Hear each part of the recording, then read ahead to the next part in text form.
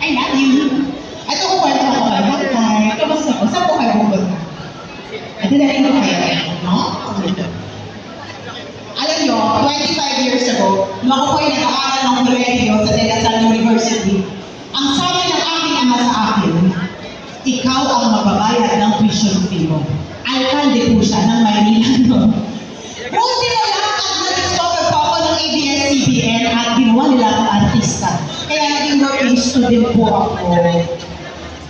Kilala niyo ba si Heart Evangelista?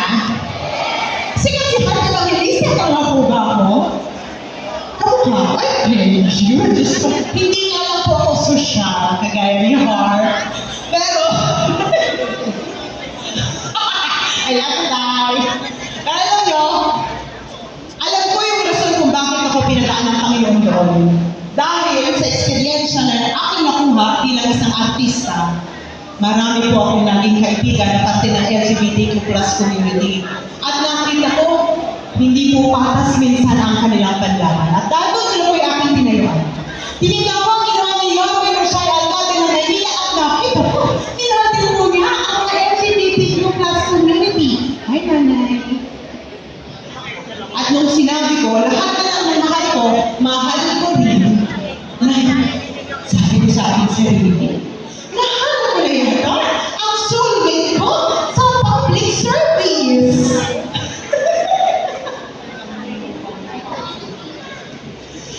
At pagkatapos ng sinabi ko, papayag ako maging disipline mo. Ngunit kailangan sagutin mo ang aking katanungan. Sa lahat ng pwede mo piniling vice alcalde. Alam mo, lahat ng tao gusto maging vice alcalde ni Yorme. Sabi ko sa lahat ng pwede mong kinuha, tayo, gusto mo ba maging vice alcalde ni Yorme? Pwede. Pati ako sa akin gusto. Pero ako tatanong-tanong pa, ganun po ako kakulit. Ba't ba ako pinili mo? Ang sagot po niya, dahil unang-una, kilala kita bata ka pa lang. Ikaw ay nakatapos ng political science major in governance. Maaari kang pumasok sa mundo ng politika, ngunit pinili mo na maging isang misyonaryo na tumulong diretso sa tao. Alam niyo, nung ako po'y nakapagtapos ng political science, pwede naman talaga akong pumasok sa mundo ng politika eh. Ito na po ang nakagistan ko. Simula na ako nagulat dito sa mundo. Ngunit dahil meron na ako ang puso na isang misyonaryo, ginamit ko ang aking boses na ako'y bata para ipaglaban ang boses ng mga kabataan. Nung ako ay naging ina, pinaglaban ko po ang boses ng mga ina. At nung ako po ay naging broadcast journalist, pinaglaban ko po ang boses ng ating mga kababayan na umiiyak mag-isa. Lalo na ang ating mga mahal na nanay at tatay, lolo at lola.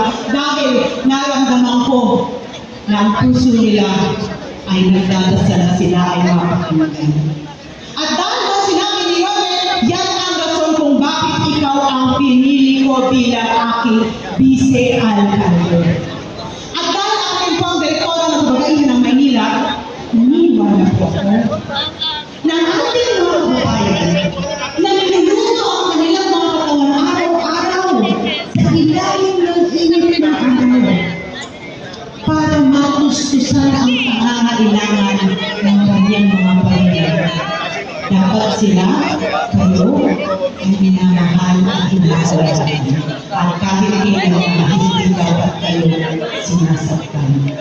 Ang ating mga kababayan ay nawalan ng pag-asa dahil sa hirap ng buhay. Dapat sila ay gisingin muli at mabigyan ng oportunidad para magkaroon ng livelihood. Dahil naniniwala po ako na ang dignidad ng tao babalik kung tayo ay marunong tumayo sa ating mga paa. At yung sinabi ni Yorme na susuportahan niya ang programang livelihood dito sa Maynila, ay ang sabi ko sa kanya, ipaglalaban kita hanggang sa dulo ng mundo dahil naniniwala ako na ikaw ang marapat-dapat na alkalde dito sa lungsod ng Maynila.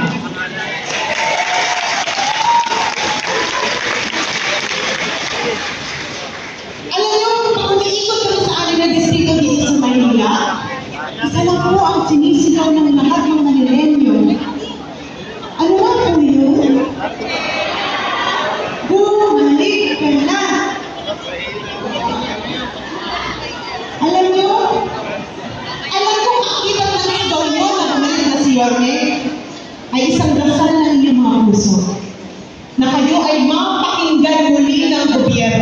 na maramdaman ang pagmamahal muli ng gobyerno dito sa lungsod ng Maynila. At alam ko, miss na miss nyo na ang pagkatok ng serbisyo mula sa lungsod ng Maynila na naramdaman nyo nung si Lourdes ang alkalde ng Maynila. Noong mga panahon na siya ay alkalde, alam ninyo na kayo po ay napakikinig. Huwag po kayo